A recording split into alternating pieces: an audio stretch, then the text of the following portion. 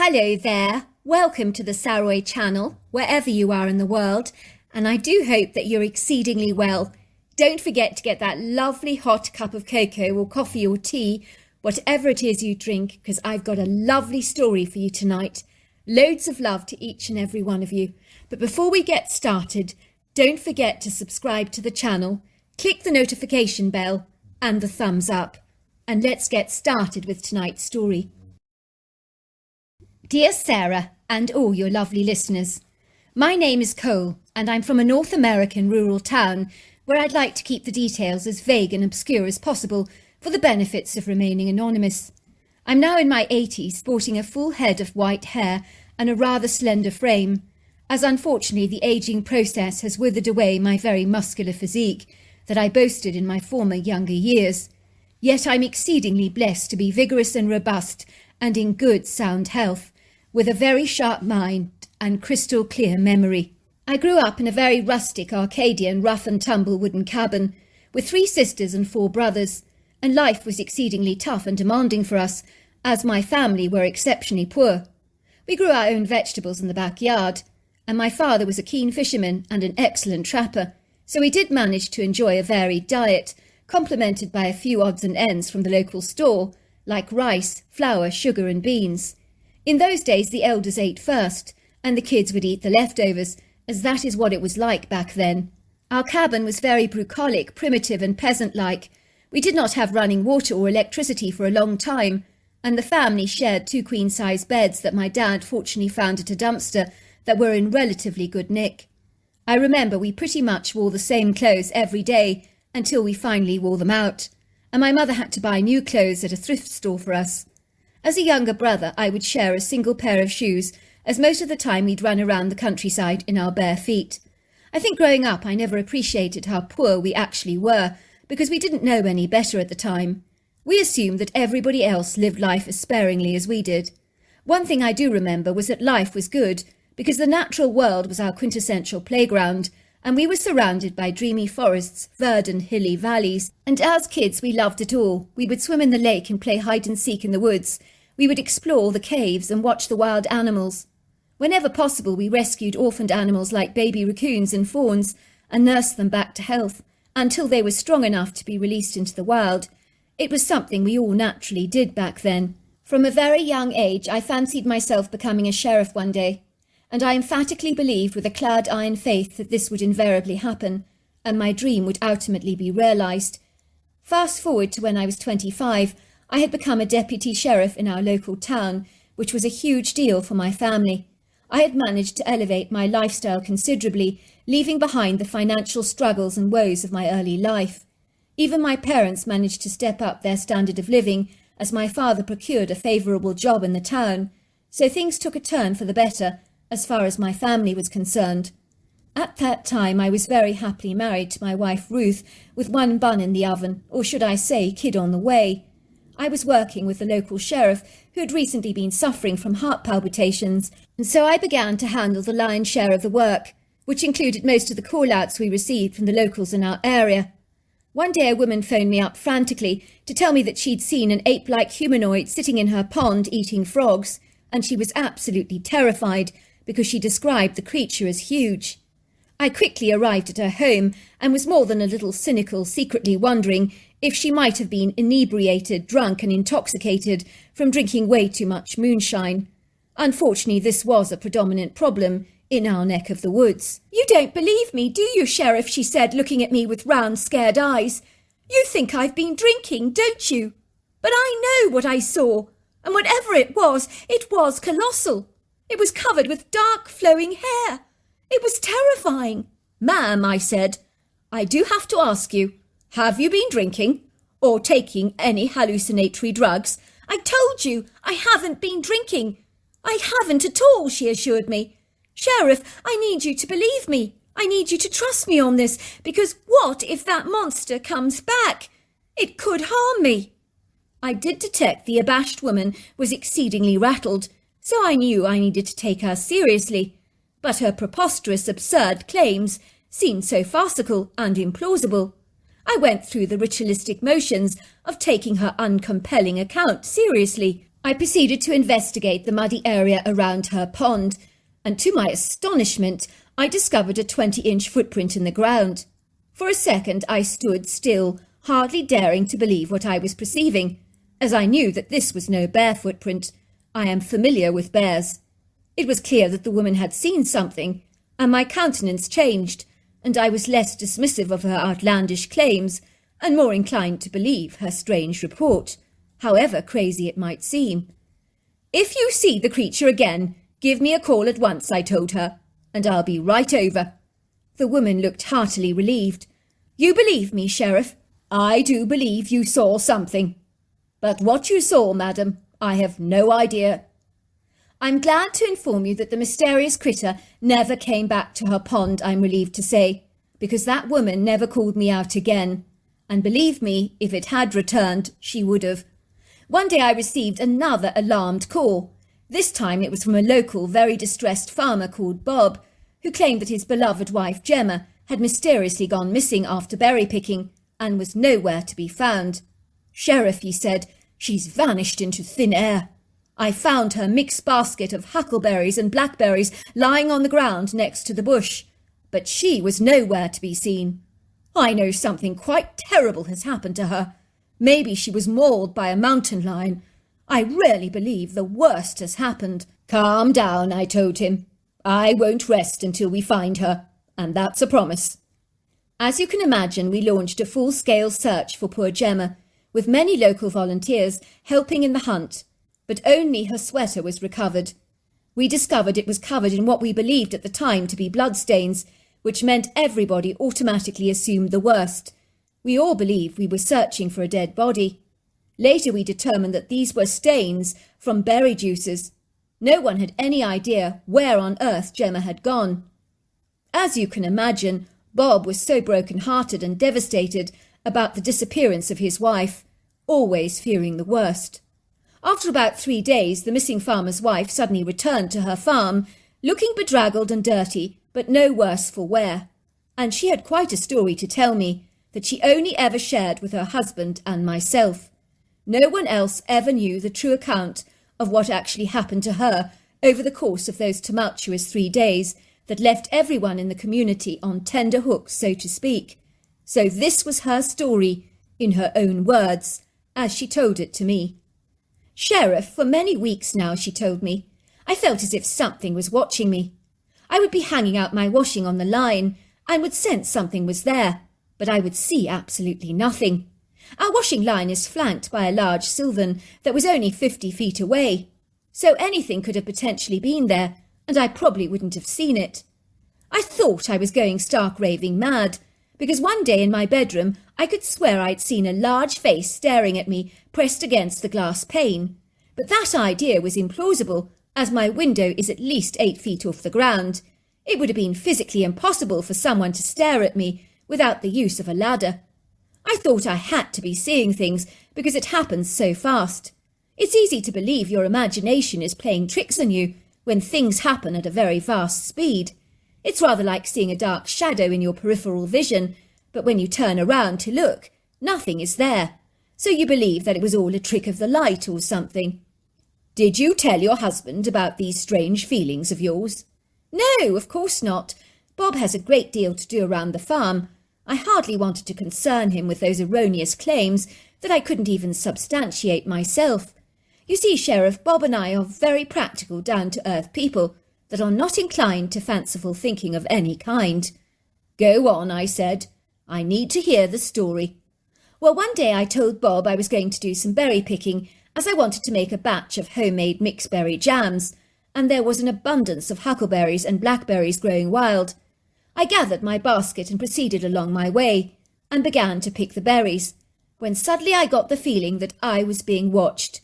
I looked up and saw this dark, shadowy figure lunging towards me, and at first I thought it was a bear.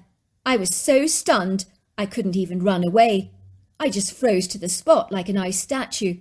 I do recall that my heart was pounding vigorously in my chest, rather like a heavy drum.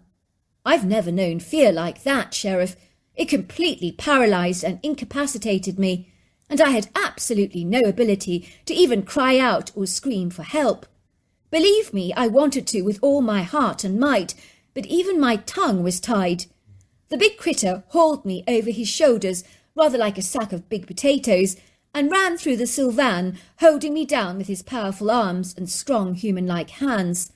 I really believed I was his next meal, and I was terrified. I saw my life flashing before me, Sheriff, and I began to cry.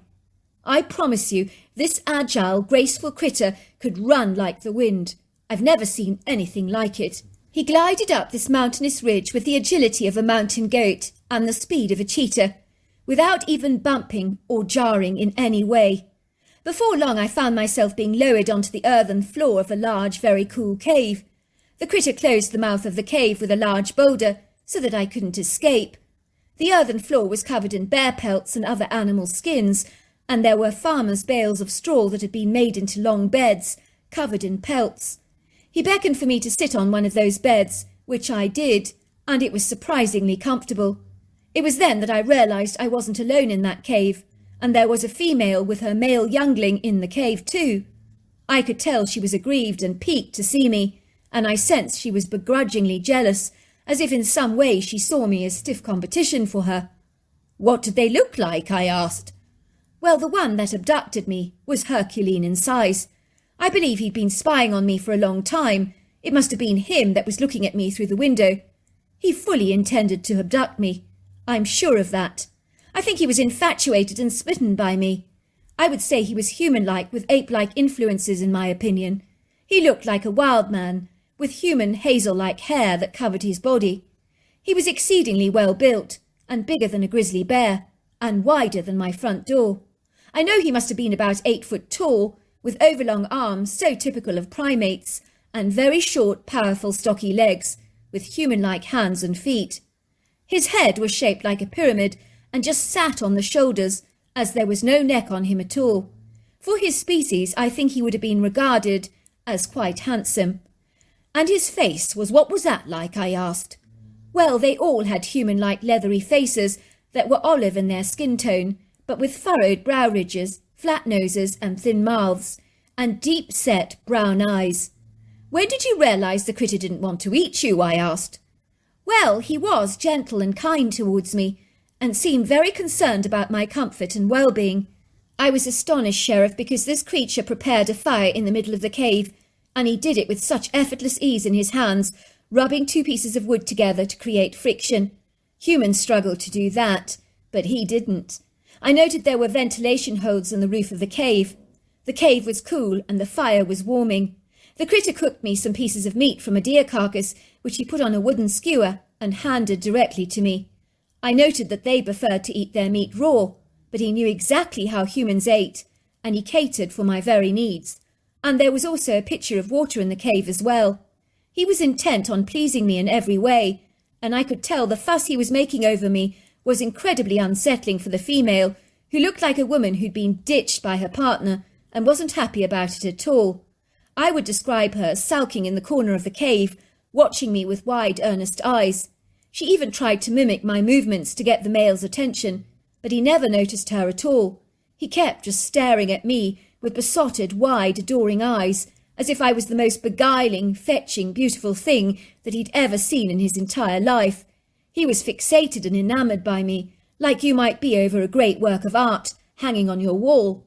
On one occasion he came up to me and actually touched my skin with such awe, and he would make this "ooh" sound, as if he was so impressed and bedazzled by my hairless skin. And the little one, how did it react to you? It was fascinated and curious by me, and terribly, terribly cute, I might add, just like any child that's curious. He always wanted to play and tried to engage in all kinds of games with me, using pine cones, acorns, pebbles, animal teeth and stuff like that. Before long I got the hang of some of those games, and I enjoyed playing with the little one, as he was as bright as a button and very clever. How did these creatures communicate? I asked. Well, they're very intelligent. I can assure you of that, Sheriff. They possess human-like emotions and are poignantly expressive. They also use their body language, reenactments and hand gestures to complement their speech.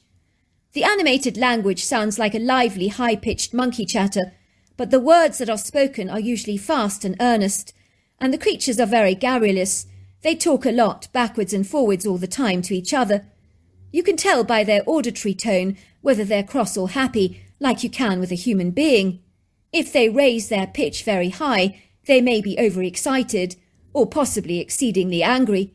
But a medium pitch is conversational. Did the female communicate with you at all? No, not at first. She was reticent, self-effacing and very evasive, but she did begin to rant and rave at the male to express her extreme indignation for bringing me into the cave. At first she threw pine cones at him in her rage, and the little youngling began to join in, thinking it was all a wonderful, exciting game. He really enjoyed throwing stuff at his father and was chattering away happily. It was like the cave had become hit with an avalanche of pine cones. The female did not treat the male nicely at all while I was there, because she was not at all happy with my presence. I can't say I blame her. I remember she definitely threw a squirrel carcass for him to eat, but he didn't seem to care about her insolent tantrums and just chose to ignore her. I think he was an easy-going critter, not predisposed to losing his temper or getting flustered or upset easily. All the critters had very different personalities, and the male was actually rather a benign, benevolent and quite a likeable fellow, which sounds incongruous to describe an abductor like that, but he was. I think he was a headstrong fellow that literally went after what he wanted and decided he wanted me, and it was as simple as that. Did you manage to sleep in that cave comfortably? I asked. Quite easily, actually. Funny enough, it was more cosy than a tent with a sleeping bag. I did sleep incredibly well, but I was so desperate to escape, as I wanted to return to Bob. But with the stone blocking the entrance to the cave, there was no chance of running away, as the male was so determined to keep me as a possession, like a work of art that you want to admire, or like a prize pet that you love. I have to say that he never made any amorous advances towards me, which was a monumental relief as far as I was concerned. I didn't realise just how eager the female was to actually see the back of me, and so one day after the male had gone off with the youngling, the female rolled back the stone and indicated for me to follow her. I remember, Sheriff, my heart was literally doing flip-flops. I was so excited. But when I looked out of the cave, I was bitterly disappointed. I knew it was physically impossible and daunting for me to escape. It was treacherous terrain out there. The female was encouraging me to leave, as if she assumed I was capable of accessing that steep, rugged terrain on my own. Finally, she seemed to realise my plight, and reluctantly she threw me over her shoulders and ran down the steep rocky elevation with me on her back. She headed towards the nearest human habitation, and that was how I managed to escape. As you can imagine, Bob was so pleased to have his wife back, and he sent her to stay with his sister, who lived further afield, while he sold up his farm and bought another farm further away. He was very concerned his wife would be abducted again by the fixated critter, and his wife did not want him to kill him, because she said that they were so human-like. I knew the woman's account was indeed truthful, but she begged me not to tell anyone what had happened to her, and to say that she had got lost in the woods after sustaining a blow to her head, and subsequently becoming confused and disorientated until I found her. I reluctantly agreed to this request because, quite frankly, I didn't like the idea of filing such an erroneous, incredulous account on my police report that might ultimately undermine my credibility as sheriff. Over my years of being a deputy sheriff and finally becoming a sheriff, I did receive many reports of erroneous encounters with these hairy men of the woods. Most of the encounters were benign, although the witnesses in these cases were terrified and unnerved by the encounter, given the size of the critter, while others were intrigued. They were even excited and enthralled by what they'd observed, and longed for another sighting of the creature. Another case I vividly remember was when a young man told me in the strictest of confidence that his father had been attacked and killed by a very dangerous beast during a hunt that most certainly wasn't a bear. This was the story he shared with me, on the strict condition that it remained a secret knowledge between just the two of us. But now, with all these years gone by, I don't think he'll mind me sharing his story, as long as he remains anonymous. Well, my dad and I decided to go squirrel hunting, but when we entered the woods, something didn't feel right, he told me. I can't explain it, but I really had a chill running down my spine, and my hair was standing on edge. The forest that is normally alive with birdsong was deathly quiet, so much so that you could hear a pin drop, and there was an unpleasant smell lingering in the air that rather reminded me of a dead animal, that kept perforating my nostrils and burning my eyes. I also had this disturbing, unsettling feeling that we weren't alone, and that something was stalking us. My father had no sense of smell at the time, so he never discerned anything at all, and when I expressed my misgivings and suggested that we should call it a day, my dad thought I was overreacting. He never scares easily, and is impulsive and headstrong at the very best of times, and so that I knew persuading him to abandon our hunt was not going to wash well with him at all. After we'd taken down a couple of squirrels, I began to feel this terrible anxiety. I really sensed we were in terrible danger, and that was when we heard the sounds of something bipedal, very, very heavy and powerful, moving towards us in the brush, that sounded rather like a rhino in the thicket. My father wanted to scare it off, and fired a round of shots, hoping to frighten it away, but I think that may have been his greatest undoing. The next thing I knew was we heard this almighty scream that was so terrifying I began to hyperventilate, and I ran to a tree to calm myself down and take some slow breaths, while my father was shouting, "Run, son, run!" But I just couldn't run. I was incapacitated by fear, so I just hid behind the tree. The next thing I know is this monstrous black critter came charging through the undergrowth like a steam train on full throttle, and he pounced upon my father. "What did this critter look like?" I asked. "Blacker than a raven, sir. The darkest long shaggy hair that you've ever seen, and the meanest looking face. It had a cone-shaped head and body that was so massive that he was built like an army tank. The only way to describe him was that he had the look of an ape and a man merged together. I've no idea what he was, but if you told me that he emerged from the pit of hell, I would have believed you, sir." The critter pounced on my dad, holding him on the ground and straddling him under his very powerful buttocks over his lung area, which immediately suffocated and crushed him within a second or so. When the critter let go of my dad, he seemed genuinely surprised and disappointed that my dad was dead. It was as if he was trying to teach him a lesson. I doubt he even knew the power of his monstrous weight, so I'm not sure if he actually intended to kill my dad or not. But I do know that he was furious at being shot at. Things might have ended differently if my father hadn't challenged him in the way that he did by shooting at the critter. It was the worst thing he could have possibly done. So these were the strange stories that I have to share with you of unusual encounters the locals had in my area with the critter that I now know to be Bigfoot. So there you are. That's my story. Well, thank you so much for sharing that with us. Until next time, goodbye and good night.